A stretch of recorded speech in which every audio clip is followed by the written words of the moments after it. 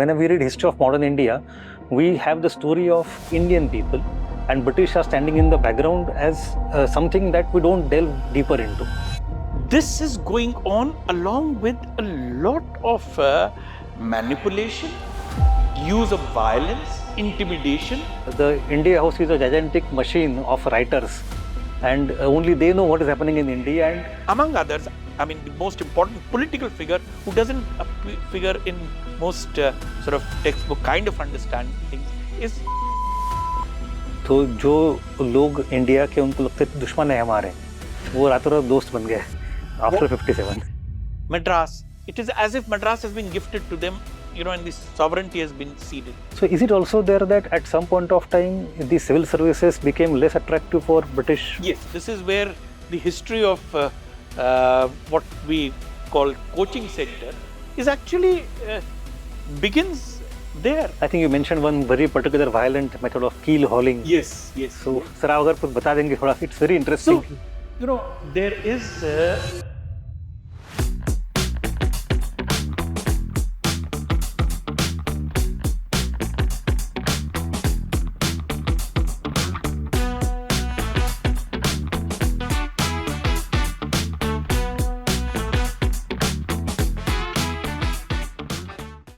So hello and welcome to Akhyan Diaries. This will be our 6th podcast, and today we have with us Professor Amar Farooqui sir, a marvelous teacher.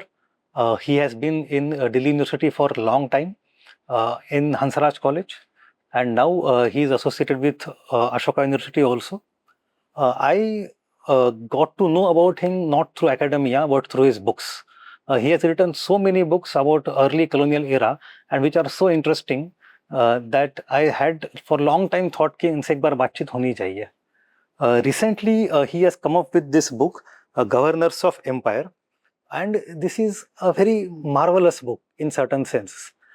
This book covers the history of early colonial era through the biographies of various governors general, and these biographies are also very analytical. They cover the lifespan of the governors before India, during India and after India, and tries to come up with some kind of seamless theme. And across the different biographies, you get a sense of how these people were actually working. Welcome, sir.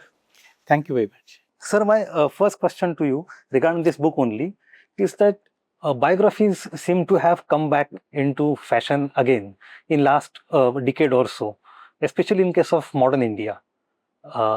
Is this the reason you chose the format of biography, or was there any deeper cause? Well, you're quite right. There have been some very good biographies, historical biographies in the past couple of years. We have a very good, in the last year itself, two very good biographies. We were talking about earlier about Kempanikar, another very big biography on Vishweshwaraya.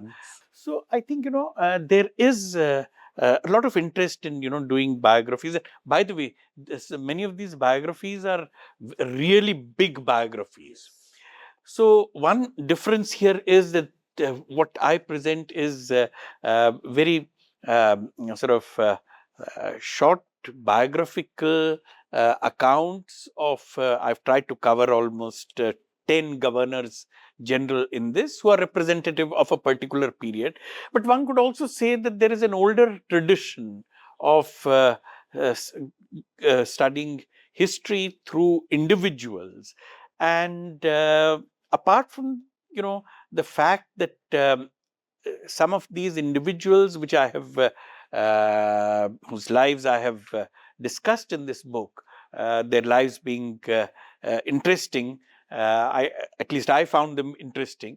I think, you know, they are useful. It's a useful way of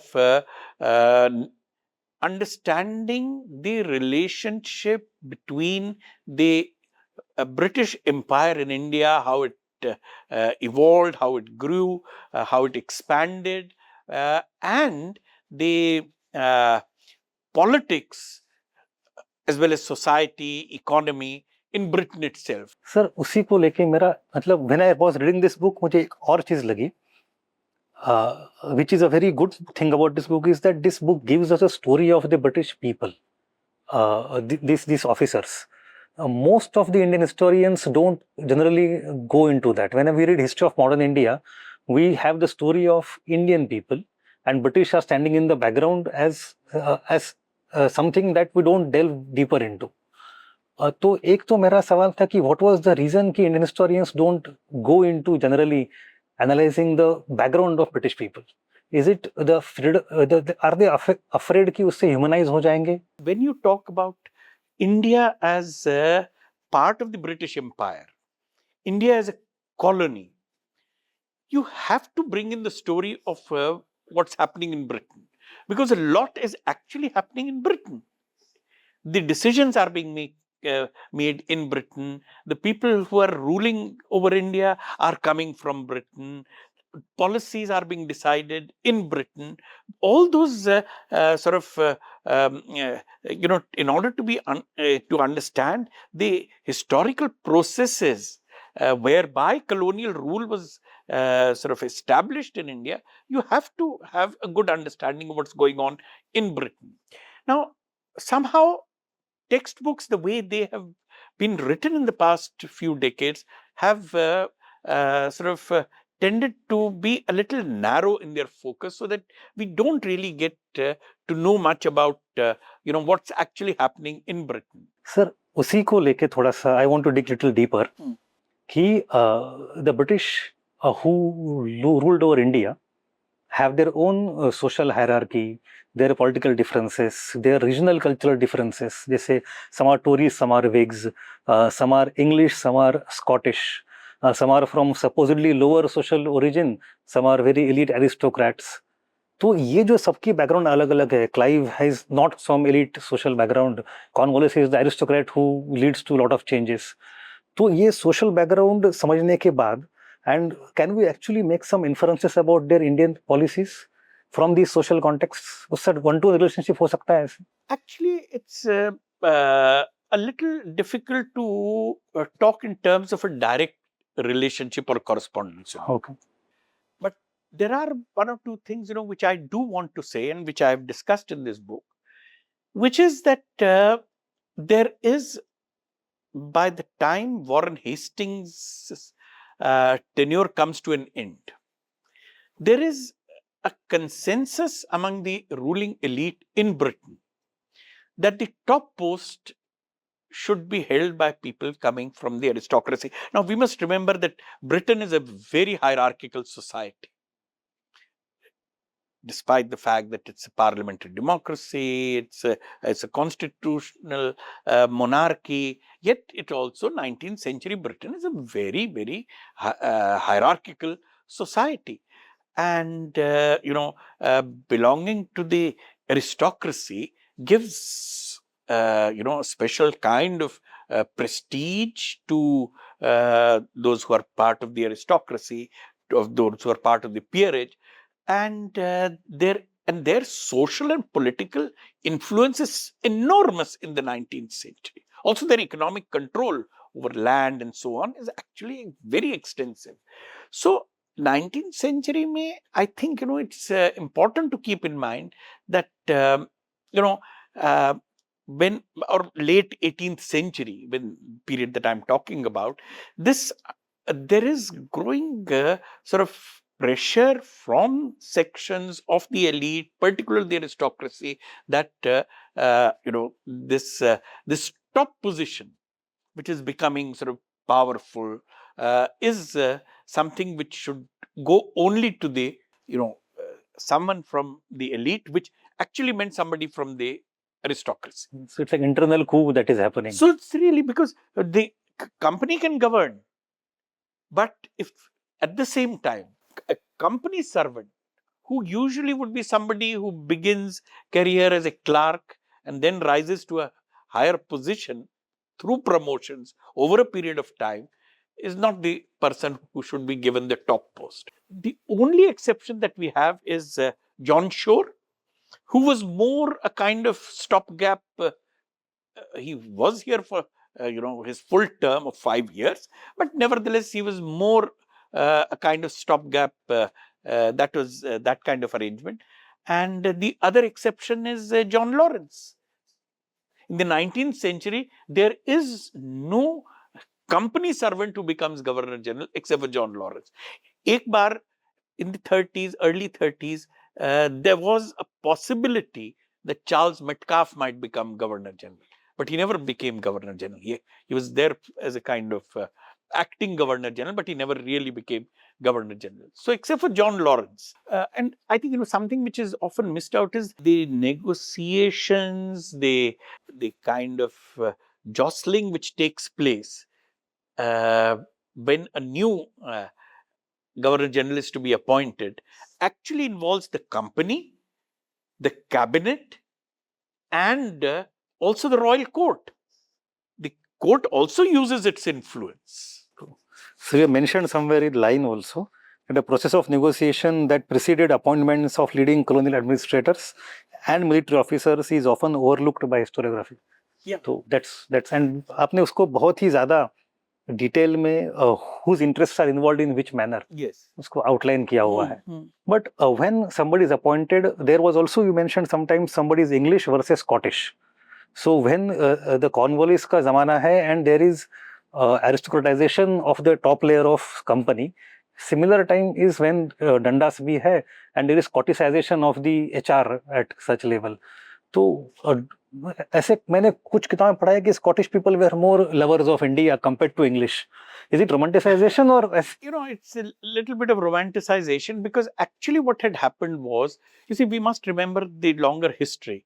Union of Scotland took place. That's when the two states were actually merged in 1707.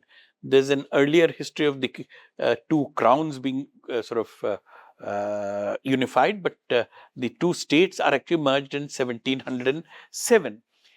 And after that, for quite some time, there was a very fierce resistance in Scotland to this union or this merger, or what they saw really a kind of annexation of Scotland. One of the things that historians have pointed out is that, by after the 1740s, by about the mid 18th century, one of the ways in which it became possible to incorporate to Scotland and also accommodate the younger generation of Scotland was by giving new opportunities in empire.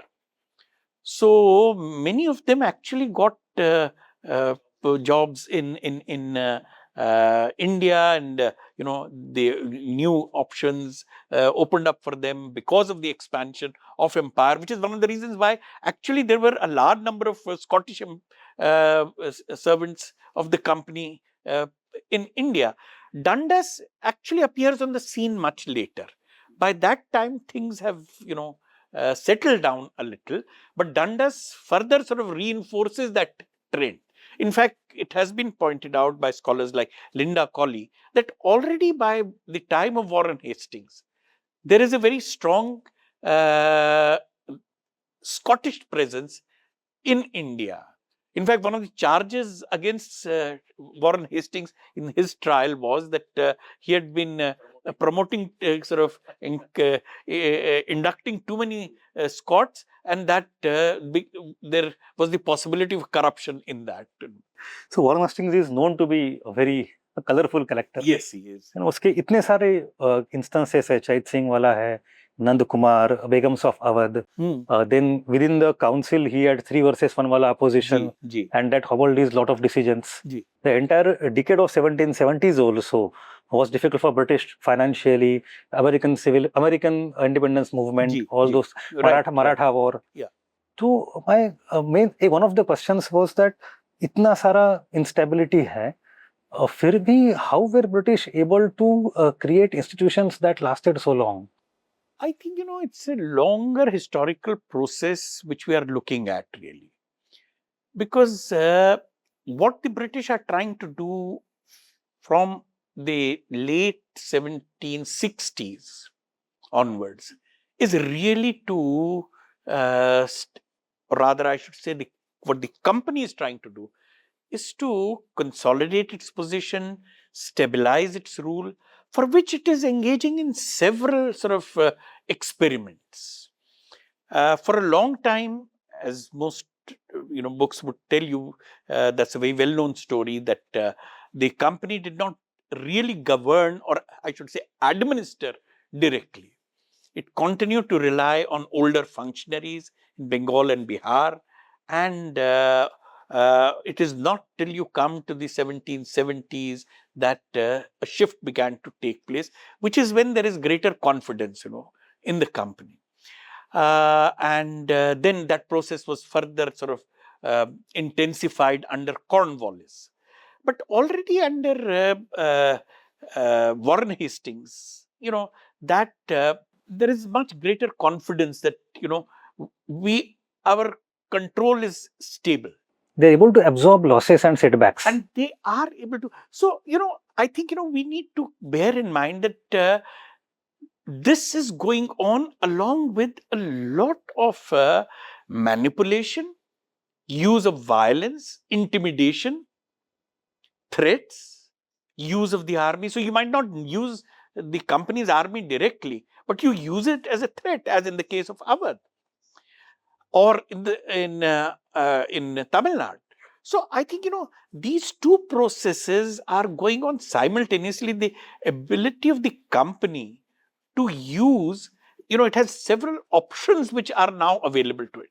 One of the things we sometimes lose sight of is the fact that the conquest of Bengal and Bihar itself had created conditions, which allowed the company to do a lot of things. They had resources, they were a major political power in North India, in Eastern India, and therefore their ability, actually the options that opened up for them, Let's also keep in mind that this process, which has been going on from Plassey onwards, wars, territorial expansion, also, consolidation, is actually, there's a break which takes place really 1857. That marks a major rupture. In fact, the colonial state becomes much more ruthless after 1857 in the way it governs India. So I think, that also we must remember, there's a break which comes 1857, 58, 59. In this book, what I realized, 57 is a rupture, as you rightly said, and it is also not a rupture in two different senses. एक sense ये है कि the company was gradually internally hollowed out by aristocrats since 1790s, and they control lots of things. Even you have said that the ceremonies already became monarchical before actually the monarchy came to rule. Yeah. So वो एक है कि gradually शुरू उसके पहले हुआ था. On the other hand, you also say कि it did not end in 57. The generations of the officers that outlived the company till 1860s, 70s तक आते आते, and Lawrence is one such example. So this 57 is a rupture. Also, it is not a rupture in another way. Yeah. So how do we look at this thing? Yeah. So I think, it's a rupture in the sense that, it was such a major upheaval that the British had to rethink a lot about how to govern India. And two important things happened. One was, of course, the state became much more ruthless. आप इसी से आप देख लीजिए ना कि till almost 1947, it was impossible to write anything and put anything into the public domain about 1857, which undermined the narrative of the colonial state. It was impossible to do that. We have conquered, or rather reconquered India successfully, that we have the right to rule over it. This idea became much more prevalent in the post 1857-58 period. So state becomes really ruthless. But there's another thing they do. They also realize that it is important to have strong allies. And in order to stabilize rule, they go out of their way to incorporate the landed aristocracy and the princely rulers. तो जो लोग India के उनको लगते थे दुश्मन है हमारे, वो रातों रात दोस्त बन गए. after 57. Actually, yeah. And इसका रिवर्सल भी है शायद कि जो मिडिल क्लास था, which they were trying to promote with social reform etc. अब वो उन्हें बंद कर दिया after 57. Yes, they're actually, I mean, the way in which they are contemptuous of professionals, teachers, lawyers, doctors, they just don't want to have anything to do with them. I have also, I don't remember exactly where, read a quotation by Karl Marx when he observed, I think, the Act of 1853 only. Yeah, he wrote about that. Yes. That the Parliament may think that they can get control of the company this way, but the India House is a gigantic machine of writers, and only they know what is happening in India, and if they don't give the proper information to the Parliament, it cannot exercise the control properly. Yeah, So actually, that's correct. You know, actually, Marx is very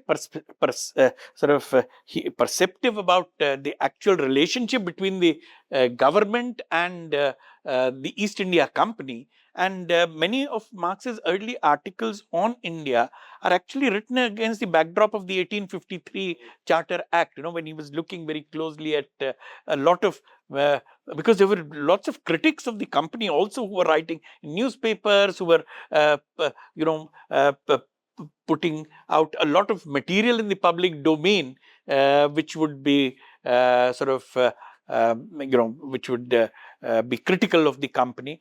So one point which he makes is in one of his articles about the East India Company in 53 is that the company, you see, the company, I think we should remember, one of the ways in which it exercised control over the Indian Empire from this long distance is by having access to all that documentation relating to the Indian Empire.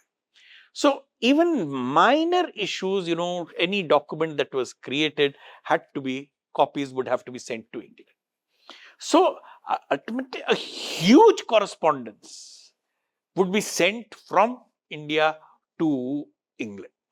And the responses again are huge, because every matter, is it sanctioned, is even a small sort of increase in an allowance would have to be ultimately sanctioned by the company's directors.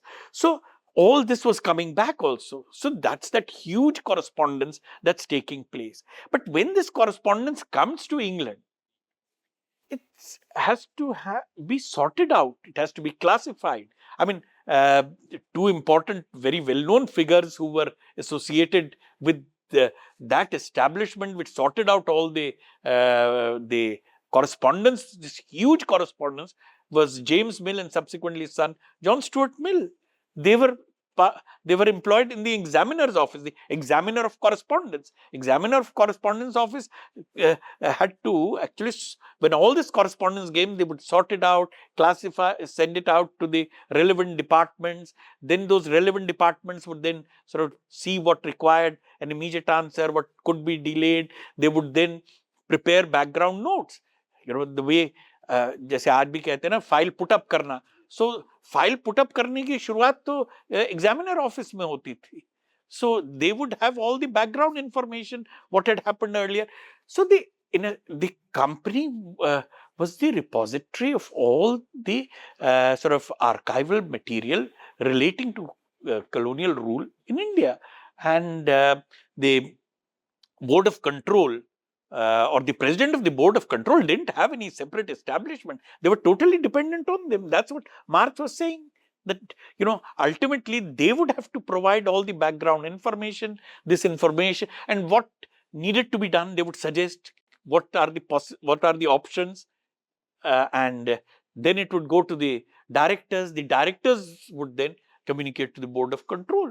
So the role of the company's clerical establishment, actually, because it was the main repository and gatekeeper also. And the gatekeeper also. कौन सा document दिखाना है, कौन सा नहीं दिखाना है. True. आपने आई थिंक फर्स्ट चैप्टर में यहाँ पे ये भी लिखा है कि this tradition of writing down everything which can be used to control from far away distance did not start that time. ये शुरू से ही था, from the first voyage itself. You're right, you know, because you can actually see how from the initial voyages they are constantly. So how do you exercise control over long distance, particularly at a time when communications are limited, and it's a very improper understanding. क्योंकि वो बहुत दूर थे इसलिए वो अपने आप decision ले लेते थे. Men on the spot वाली जो The men on the spot took the decision. Yes, in certain situations they did. Clive did take a decision, but sub-imperialism. everything he did had to have sanction, and there were disputes over that later on. So this was something that the company had already perfected right from its early voyages. So they are writing, and that's, I've quoted that passage where they are saying that everything that is you observe, that happens on the page, what information you collect, must be put down in writing. And what one person has missed out on, the other will supply. So they are telling everybody, sab alert raho. You must, all of you, be alert. What is left out, you must provide. If somebody has forgotten something, somebody has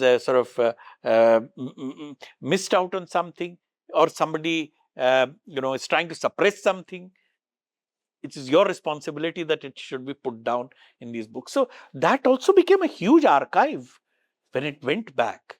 And ultimately, that's the point. These are not people who are living in isolation. People who are employed on the ship have families back home. They have to go back home. Eventually, they hope to settle down after their the shipping days are over. So ultimately, their roots are in England. So that ties them to England, and that's one of the ways in which they are disciplined. कि भाई अगर वापस आओगे तो मैं we'll punish you if you have not, we find that you violated our rules. And the rules they set down, I've also given all those details about how a ship, would be carrying such precise instructions about almost every aspect of the voyage. Yeah, every aspect. Different possibilities. Yes, Yeah. different possibilities. There was one case, I think, jahan pe they exhausted all the possibilities and then... Yes.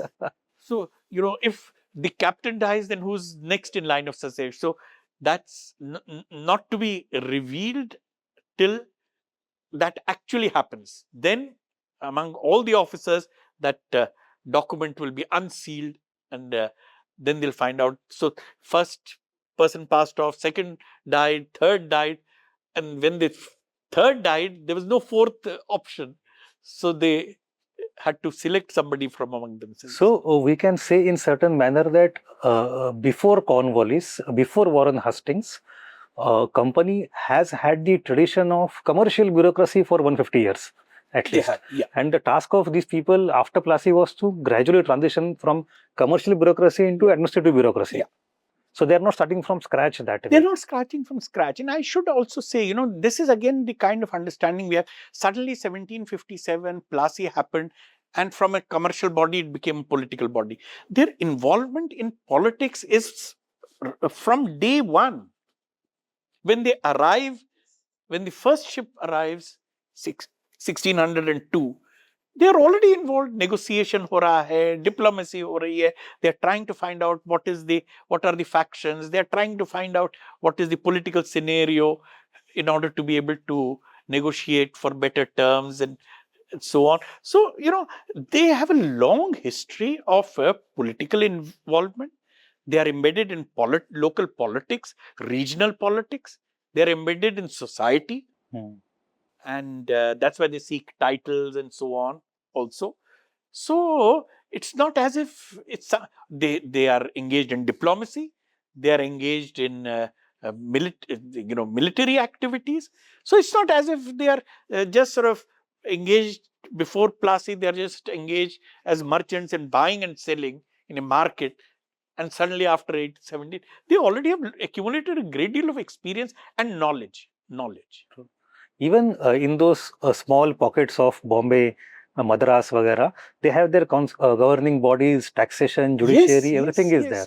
I mean, in fact, this is the context in which scholars like, Philip Stern have been saying, that already it has the makings of a state. It has components of a state, In fact, one could say that even while, they don't have any presence on land, even on ships, they function in a way where they have sort of the sanction of the British Crown to carry out certain activities which are activities of the state. Through the So charter. the way they can discipline their the crew. Yeah. I think you mentioned one very particular violent method of keel hauling. Yes, yes. So, yes. sir, आप अगर कुछ बता देंगे थोड़ा, it's very interesting. So, there is, again, the context is that particular ship which I have talked about, because I thought, I'll use one particular voyage to go into the details of that, because we have those, these are published records. And I would say that they are not, it's not as if they are inaccessible. These days on the internet, all this material is easily available. So this is, the early voyages, their the logbooks, they were the diaries of which the company, which were in possession of the company. They were edited, published with very good introductions. So we have all that information. So I chose one particular voyage, which is a voyage which was the first voyage actually into the Bay of Bengal and Machilipatnam, and then to Southeast Asia. So it is during that voyage that this thing happened, that all those the order of succession for captains, that was exhausted. That list was exhausted, and the officers had to select somebody from among themselves, and the person who was selected found that he could not impose discipline.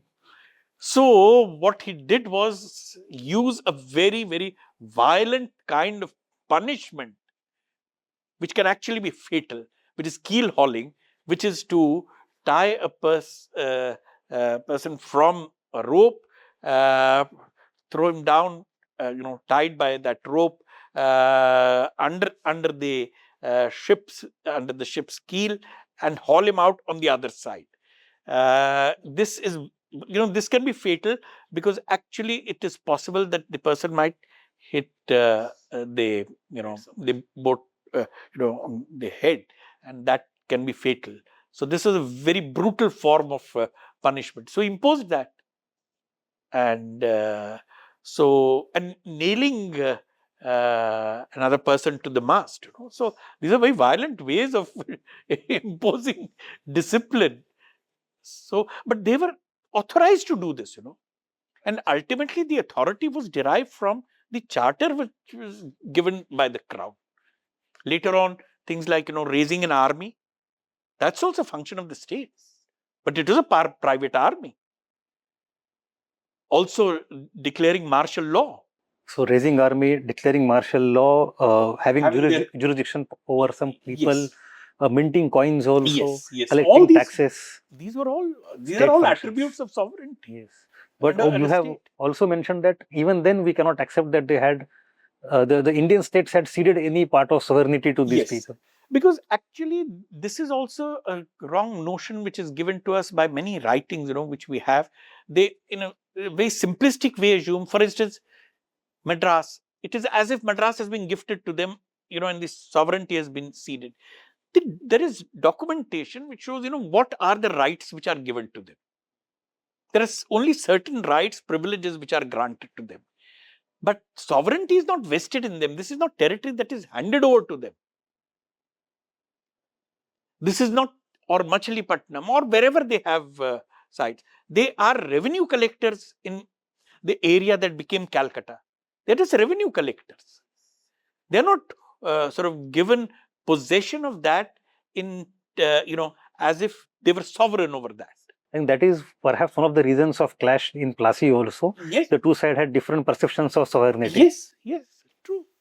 This is actually even, there's now a lot of rethinking about Bombay also, because it is assumed, Bombay was in the possession of the Portuguese, then the Portuguese gave it to the British crown, as if it was, they were sovereign and could give it to the British crown, because there is, late 17th century documentation which actually shows that there were political powers in Western India which claimed sovereignty over these islands. So I think, even that is an oversimplification. This idea that they were as if they were sovereign in these areas which.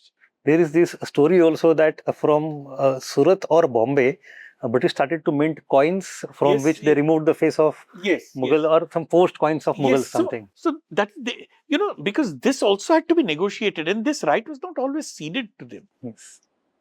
In fact, we should remember that as late as the 1830s, the coins that circulated in the British Indian Empire had to have, they were issued in the name of the Mughal emperor. It's only in 1835 that changed. And even after that, it took a long time for that currency to actually become acceptable. It took at least a generation for that. Sir, coming back to our original question of Cornwallis, that he is sometimes seen as or glorified as father of civil services.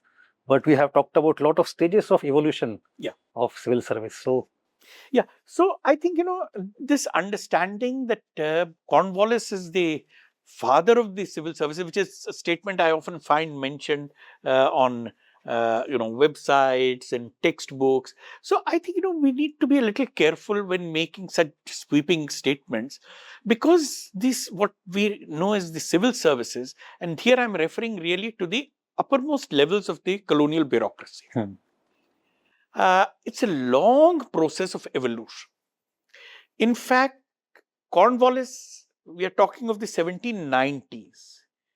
Even the term ICS doesn't come officially in use till the 1890s, which is almost 100 years later, when actually the nomenclature was changed. Because till that time, the nomenclature is covenanted service, because these are covenanted service. So when we talk about the uppermost level of the bureaucracy, colonial bureaucracy, in the company period, what we are really referring to is company officials who eventually were given some of the important civil impositions in the bureaucracy. So these are people who started off, when they were employed, they started off as copying clerks or writers. And these writers, they had to sign a bond, a special bond or covenant. That's why they came to be called covenanted servants, because that's a special kind of bond that has to be signed by them, which gives them, of course, certain privileges also. For instance, there's the privilege of long leave. After a certain number of years, they can go back to England, spend some time there, come back, while their salary is protected, their seniority is protected. Later on, one of the important privileges is that they're entitled to a pension. So this system of having these covenanted servants, this continues, and the only way in which, as I've just pointed out earlier also, the only way to get an appointment as a covenanted servant is through a recommendation of a member of the court of directors. Every year, the company would determine the vacancies that will occur, and then there would be based upon that figure, quotas would be allotted to the directors, and every director could appoint 2 or 3 or 4 persons. There's a very good study by Bernard Cohn on the recruitment of and training of civil servants, which comes up to the 1850s, in which he actually shows how it was a close-knit group of old India families. Their families which for generations had been in service of the company, their sons, their nephews, or maybe their close relatives, their sons, or maybe their close friends and their sons or nephews. And this is entirely male. I think we should not overlook the fact that this is an entirely male bureaucracy. So their sons or their nephews or their friends' nephews or some cousins, they would be appointed to these positions. So it comes from a very small group ultimately, which who are getting appointed. And this continues till the 1850s. 1850s, then 1853 Charter Act, there is a shift.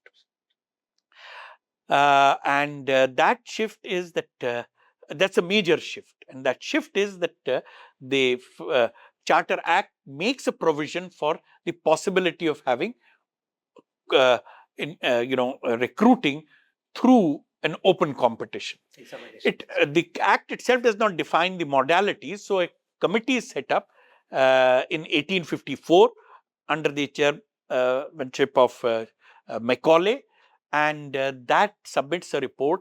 The committee is set up by Charles Wood, who is at that time the president of the Board of Control. So, Board of Control actually has to then undertake this task, and that committee makes this recommendation that there should be an open examination. This is a time when a lot of this debate is taking place in Britain about how do you make a government efficient, and in order to make a government efficient, how do you find efficient administrators?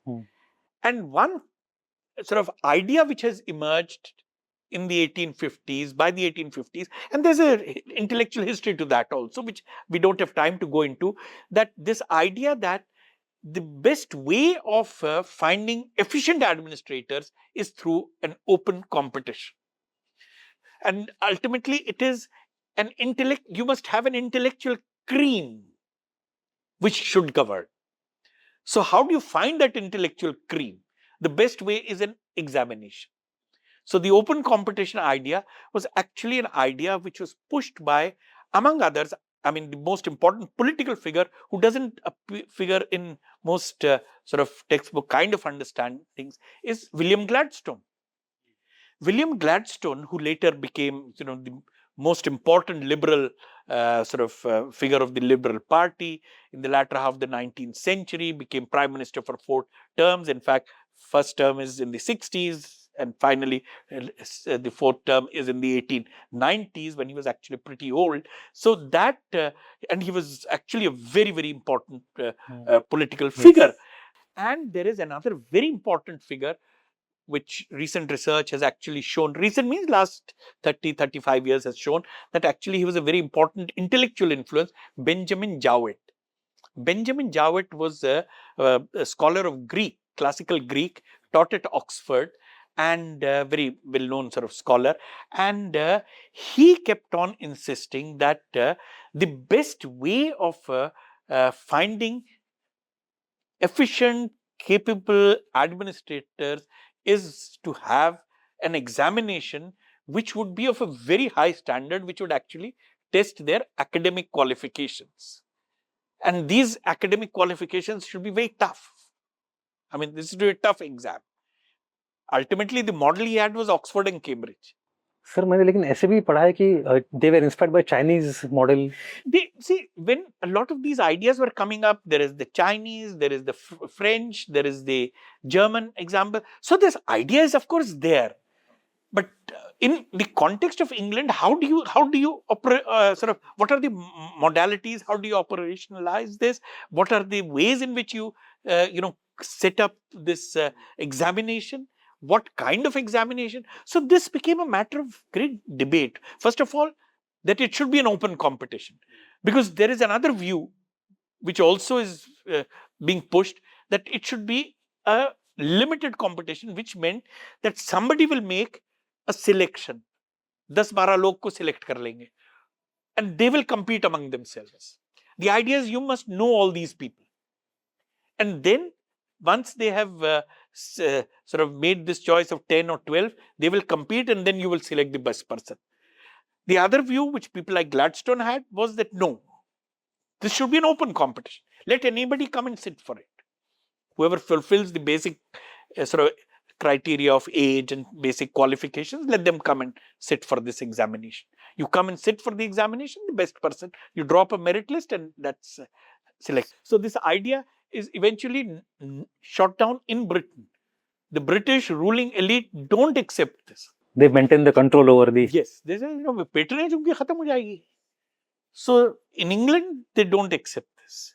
And but in the context of India, which has their own specificities, because they want to limit the authority of the court of directors, uski ek aur politics bhi hai. So they then introduced this in the context of India. So it got introduced in the context of the East India Company. 1855, the first examination is held. It's in a wide range of subjects. You could take any subject, but then the examination was designed in a way where Oxford and Cambridge would have an edge, because the sort of papers, the syllabus for the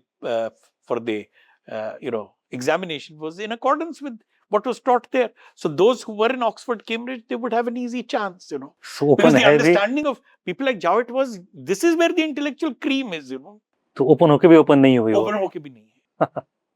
Even in the context of England, it's actually not an egalitarian kind of scheme. And if you see, for the first decade, पहले 10-12 साल, it's entirely dominated by Oxford, Cambridge. But the logic of, and let me just complete this story. It's an interesting story. I'll quickly wind up this. The logic of an open examination is that others can also start preparing the same way. So other people also start preparing. It's an open examination. So initially, Oxford, Cambridge do have edge. But over a period of time, others also start preparing. Universities which are not considered to be very prestigious universities, their students also start preparing. Those students who don't have an elite public school background, they also start preparing. And this is where the history of what we call coaching centers is actually begins there. So there are centers like Wren and Gurney, Scoons, which are very well-known establishments where people would go and prepare. I have seen the advertisement also of these coaching institutes in newspaper back then. Yes. वो So- list देते थे toppers उनके कौन से है. So they were all preparing in these. So you would clear your schooling, and then you would go and attend one of these institutions. You would then sit for the exam, clear it. So actually, from the early 1870s, the number of candidates who are coming from non-elite universities is going up. Not only that, those who have never been to a university, their number is going up. Oxford, Cambridge proportion begins to decline. And that leads to a lot of criticism. ये कैसे लोग appoint हो रहे हैं? They are coming from all these backgrounds which are not gentlemanly. Now in England, gentleman is, to be a gentleman is it's a very difficult word to define, but it means coming from, a well-established family with some link to land. That's the kind of understanding that gentleman has. And so they are coming from these families. They are getting appointments to, service in India. And this is bringing down the quality of the service in India. So a lot of correspondence, letters to the editor are being written and so on. And that actually, it has implications for Indians also, because it means that, age is reduced. This understanding is there that if, they are coming from, they're not even attending a university, what is the point of having this age of 18 to 23? So 17 से 19 कर देते हैं in the late 1870s. That has implications for Indians because Lord Lytton करते शायद. Lord Lytton शायद करते. Not Lytton, Lord Salisbury, who became Salisbury, Secretary of State. So then that had implications because actually age reduction meant that fewer Indians could actually attempt the exam. So, but then the thing that they actually gradually increased the age again, but simultaneously what they did was they increased the proportion of marks that was allocated for classics. So much so that by the beginning of the 20th century, it had become almost 60%. If you attempted took those options, which were classics, Greek, Latin, so it would be history, it would be literature, it could be philosophy, it would be law, all these things together, 60% हो जाता था. यही text, if you're a student of classics in Oxford, you would be studying the same text, you would just appear for the same kind of examination and clear it. So actually that, once again, increased the proportion of Oxford, Cambridge from the end of the 19th century to the beginning of the First World War. उनका proportion बढ़ जाता है, mainly because of this emphasis on classics. But then First World War actually changes the situation, because during the war itself, by the end of the war, there were very few young men available in England who could actually attempt the exam. And by that time, another thing had happened. In fact, two other things had happened. One was, of course, Indians also can do the same thing. They can also sort of, over a period of time, there's a generation which has come up, which has, perfected the method of getting in, clearing the examination. So, in the post-war period, actually more Indians are clearing the exam, mostly coming from professional families, doctors, lawyers, teachers. These are the families, government servants. These are the background. And they are clearing the exam. Proportionately fewer people, British young men are clearing the exam. But we should also remember that by this time, by the 20s, there's also the growing pressure of the national movement. So as a result of which, they have to actually... They open India Center also. The examination was opened in from 22 onwards. That's also a complicated history, actually. Okay. Because it was not so simple. It wasn't exactly a simultaneous examination. I'll just end by pointing out, it wasn't exactly a simultaneous examination. The examination would be held in July, August in London. And after the seats, the vacancies had been filled from that examination, the remaining vacancies would be available to the examination held initially in Allahabad and then in Delhi. Acha. And that was held in January. For remaining seats? For the remaining seats. Oh, okay. So there's a particular way in which this also operated, That's a very complicated way in which they actually were able to, for at least a decade, they were able to manipulate this, even with this. So at every inch there is a resistance. Yes. I mean, gets even more complicated if you bring in the issue of the viva. Okay. Because certain number of marks are allocated for the viva. Yes. And there are scholars who have done this thing of removing the marks of the viva and then re-ranking the selected candidate, the candidates who make it to the merit list, and it changes the list. Interesting. So in favor of the British, I mean, this is this ranking where you remove the viva marks and re-rank them, then more Indians appear in that list. When the viva marks are added, there's a very interesting article by T.H. Bigelow, which goes into some of these issues. So, that also, and then by the time you come to the Second World War outbreak, the system completely breaks down. So, is it also there that at some point of time, the civil services became less attractive for British? Yes, they did. So, even if it was... For a variety of reasons, I mean, scholars are still sort of debating on this. Unfortunately, actually, there's very little new research on this. Okay. The only sort of major new research that, as I mentioned, is on this aspect, the proportion of the classics which are marked. But I think, there has been very little new research on this, and this still remains a matter of debate. What was it that was causing? So one was, of course, one argument that, it has to do with the falling value of the pound, which meant that in real terms, their salaries in the post-First World War period declined. Some have argued in terms of the pressures of the national movement, that they thought that this is not lucrative. Others have said it remained lucrative. But then there's another view that there were also opportunities in Africa, because colonial service meant you could get appointments in Africa also.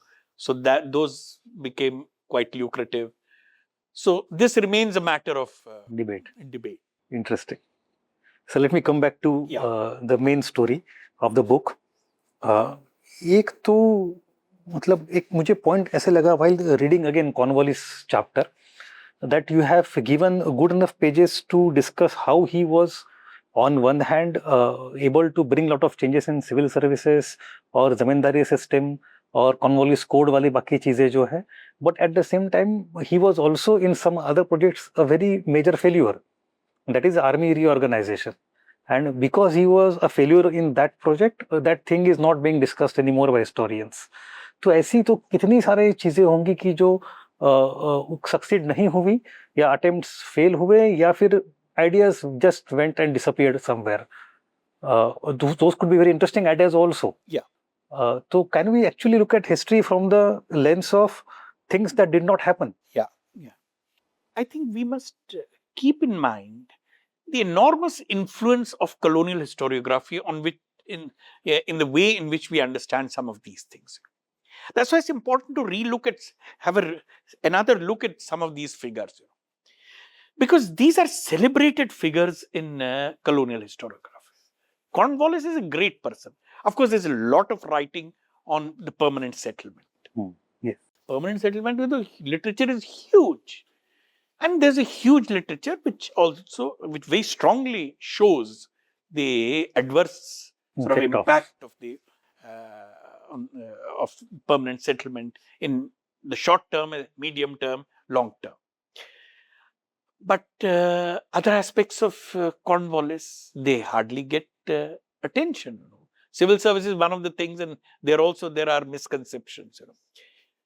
But some of these issues, his involvement in things like army reform, or let's say people like Bentinck, about whom the assumption is that he was just carrying out reforms. Of course, there's again a lot of literature on education, on Sati, but the fact that he was also instrumental in the annexation of Coorg and Mysore. So I think those are things which get overlooked. It's not just failures, but I think the way in which colonial historiography has projected certain figures. And even though we might have critical literature on those aspects, the fact remains that these sort of many other aspects of that period have been generally overlooked. So a lot of this has to be really understood in terms of the impact of colonial historiography. In case of Bentinck also, I think there was a line that you mentioned, and I found that very interesting. That I think you're talking about Sati debate and Thagi wala issue. Yeah. And we have discussed the nationalist viewpoint, the imperial colonial viewpoint, and feminist views also about the Sati debate. But then you have given a larger frame of reference going beyond these specific issues, that the change in the attitude towards suicide, insanity, and bodily pain. In that context, when you put Sati, it appears totally a different kind of thing. I think now there's a lot of literature on Sati, and one of the things that arguments is that what was happening in England. Again, that's why it's important to see. It's not just about what's happening in India, but it's also about ways in which, as you've rightly pointed out, attitudes towards suicide, towards death, are changing. In Britain, and there are debates taking place around that. So I think those are things that we need to. So suicide is because it means taking the life of a subject of the king. So there are one of the ways of punishing is by not allowing burial to take place on consecrated ground. I think Clive, yes, you're right. Clive was not. True. One of the one evidence which has been found useful by historians for arguing that who have argued that he committed suicide is because he's buried in unconsecrated ground. Similarly, by this time, this understanding is undergoing a change, so that this might be momentary lapse of sanity, and other issues are being debated. So I think those are larger issues which need to be.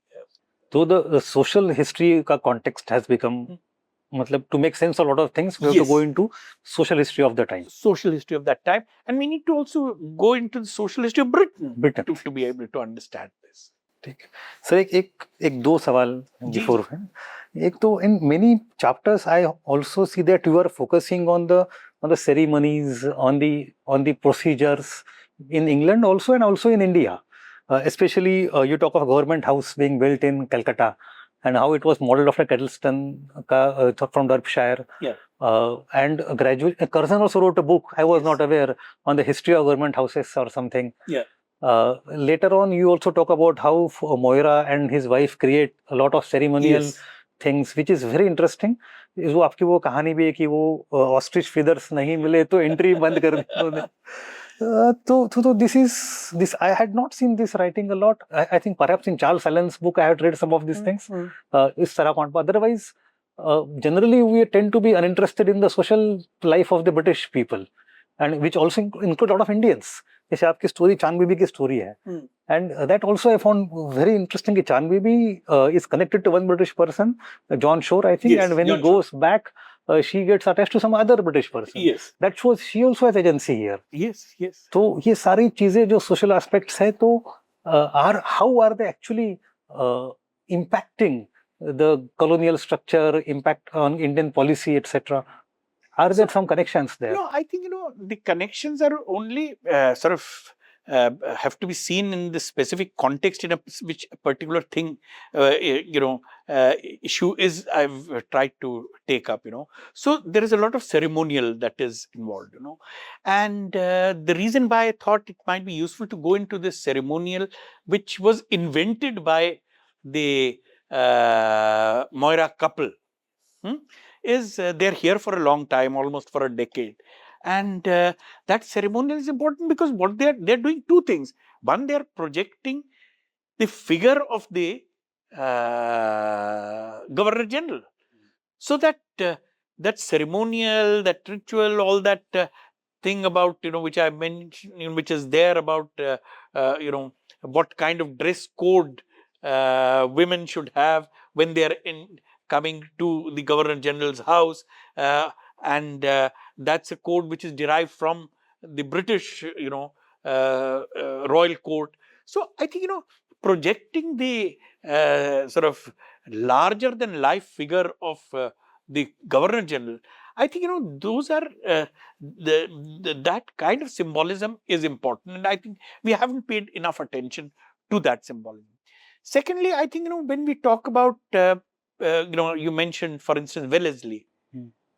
Textbook usually would just refer to, Wellesley's wars, his policies, subsidiary alliance, things like that. But this is also the Wellesley who built that, the government house, and there is also the attempt to project the power, the majesty of Wellesley as an individual, but also the British Empire through that kind of a building. So what is the symbolism it incorporates? So I think, it's worth, that's why going into some of these issues to see how colonial power was projected and the implications it had for the perceptions of Indians also about this power. So it's not only through the sword that they are ruling. Yes. They're trying to create prestige around a lot of things. And quite. Yes.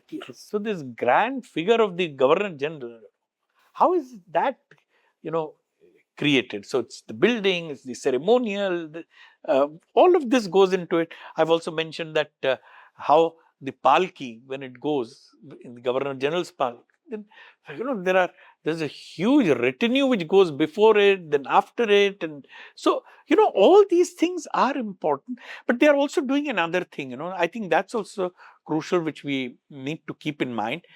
They also are an attempt to associate the company with the monarchical traditions of Britain, and thereby to assert the sovereignty of the British crown. There was this the story of national anthem also. Yes. The king went insane and then... Yeah. So, because again, the anthem of Britain is actually evolves over a period of time. Linda Colley has a good sort of discussion on that, and I've quoted that.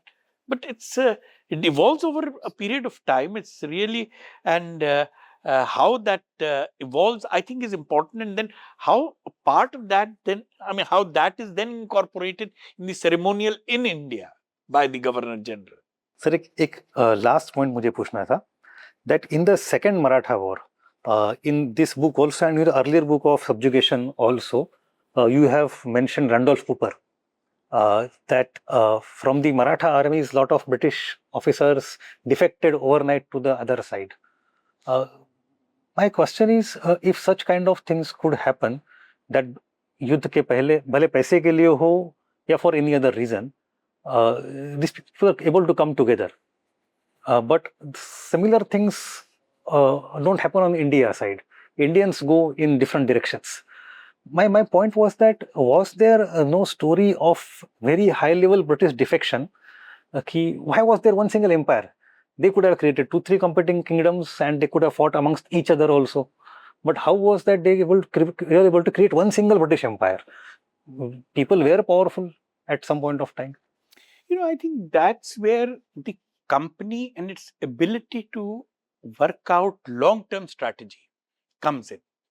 So 1800 what happened in 1803, 1804, 1805 was that a large number of these European officers, whom sometimes we refer to as mercenaries, sometimes as military adventurers, who actually had an important role to play in the military history of India and in the military organization of many of the Indian states, they were systematically sort of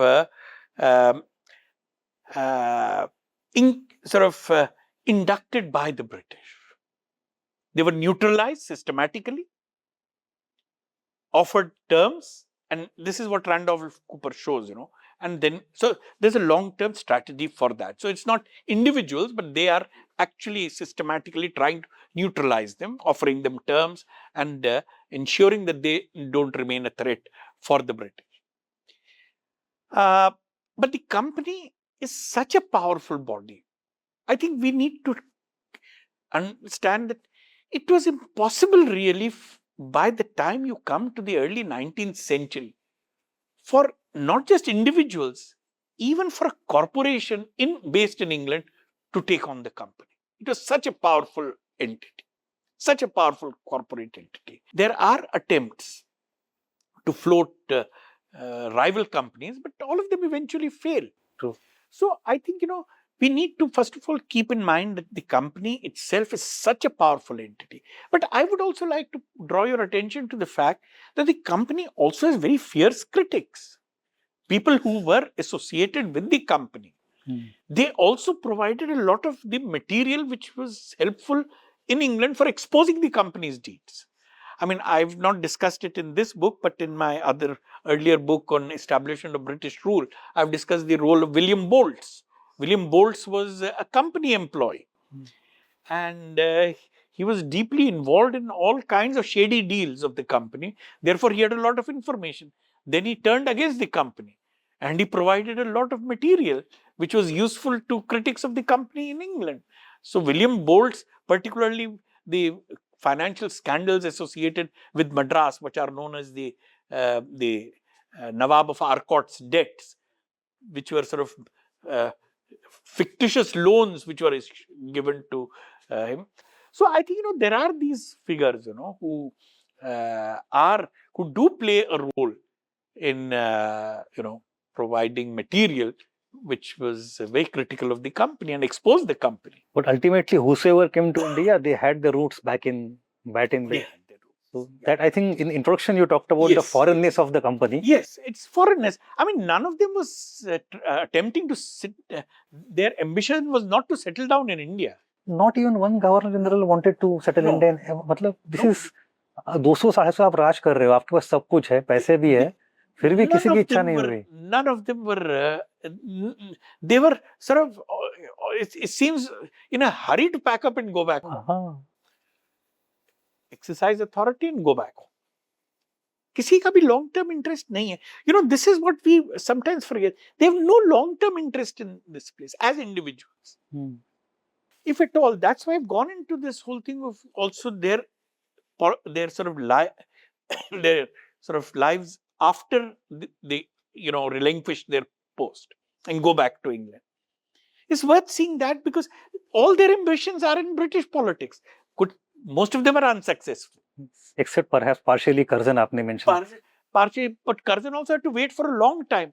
In fact, Curzon's, many scholars think that his political career in Britain was actually cut short because of his governor generalship. He was an aspirant for, he was a contender for prime ministership.